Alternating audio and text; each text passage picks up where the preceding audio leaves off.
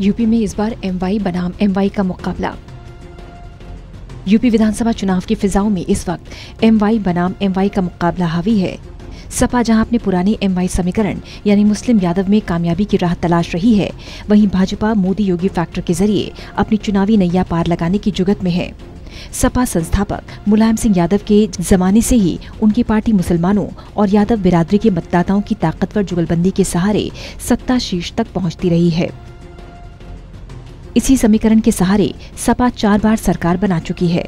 ऐसे में BJP MY factor के जरिए सूबे में अखिलेश यादव के सियासी तिलिस्म को तोड़ने की पूरी जी-जान में लगी हुई है।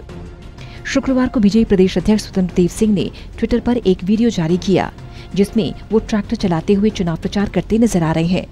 इस ट्वीट में लिखा है, किसानों का ट्रैक्टर और बीजेपी का एमवाई यानी मोदी योगी का फैक्टर यूपी में कमल खिला रहा है। ये बात स्वतंत्र देव सिंह पहले बीजेपी नेता नहीं हैं, जिन्होंने सपा के एमवाई फैक्टर के जवाब में बीजेपी के एमवाई फैक्टर को पेश किया है। इससे पहले बीजेपी के कई नेता एमवाई फैक्टर को रख चुके हैं। यूपी विधानसभा चुनाव में बीजेपी पीएम मोदी और सीएम योगी की अगुवाई में उतरी है। बीजेपी के चुनाव प्रचार की कमान मोदी और योगी संभाल रहे हैं और पार्टी इन्हीं दोनों के नाम पर वोट मांग रहे हैं। इस तरह बीजेपी प्रधानमंत्री मोदी और मुख्यमंत्री योगी की जोड़ी को सियासी फैक्टर के तौर पर पेश कर रही है और भरोसा जता रही है कि एमवाई फैक्टर के जरिए फिर सत्ता में वापसी करेंगे। दरअसल सपा संस्थापक मुलायम सिंह यादव ने मुसलमानों और यादव बिरादरी के मतदाताओं जुगलबंदी के सहारे सत्ता की धुरी 2 दशक तक बने रहे। ये दोनों ही समुदाय तकरीबन 30% के करीब हैं। ऐसे में एमवाई समीकरण के सहारे सपा सूबे में 4 बार सरकार बना चुकी है। अखिलेश 2022 के चुनाव में भी एमवाई समीकरण को मजबूत किया है, जो वोटिंग पैटर्न में दिख रहा है। अखिलेश यादव ने एमवाई समीकरण के साथ साथ ओबीसी जातियों की गोलबंदी भी बनाई, जो बीजेपी के लिए सियासी तौर पर चुनौती बना हुआ है। पश्चिम यूपी में जाट मुस्लिम समीकरण बनाया तो यादव बेल्ट में यादव मुस्लिम ओबीसी का दांव चला।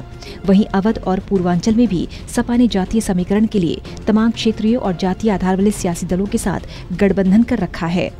यूपी में सपा के सियासी चक्रव्यूह को तोड़ने के लिए बीजेपी ने अपने एमवाई यानी मोदी योगी फैक्टर का भरोसा जता रही है। बीजेपी की लगभग हर चुनावी रैली में पार्टी नेता देश में प्रधानमंत्री मोदी और यूपी में योगी किए गए कामों की जमकर सराहना कर रही हैं।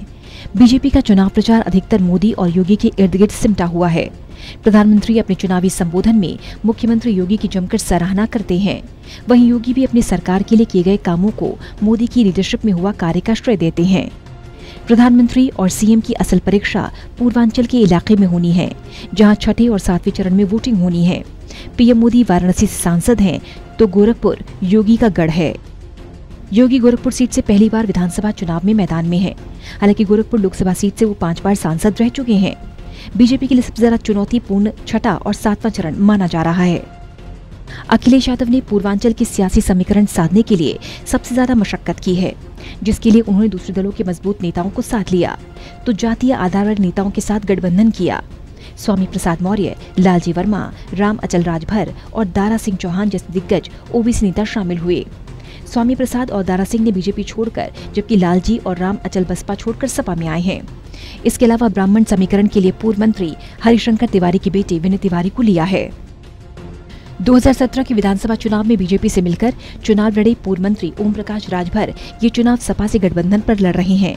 इसके अलावा अखिलेश यादव ने डॉक्टर संजय चौहान की जनवादी पार्टी और कृष्णा पटेल की अपना दल के साथ गठबंधन कर रखा है। इन तीनों ही दलों का सियासी आधार पूर्वांचल में है। 2017 के चुनाव में बीजेपी ने इन्हीं समीकरणों के जरिए जीत का परचम फहराया था। ऐसे में देखना है कि बीजेपी के एमवाई फैक्टर किस तरह से कारगर साबित होते हैं। Special desk, total news.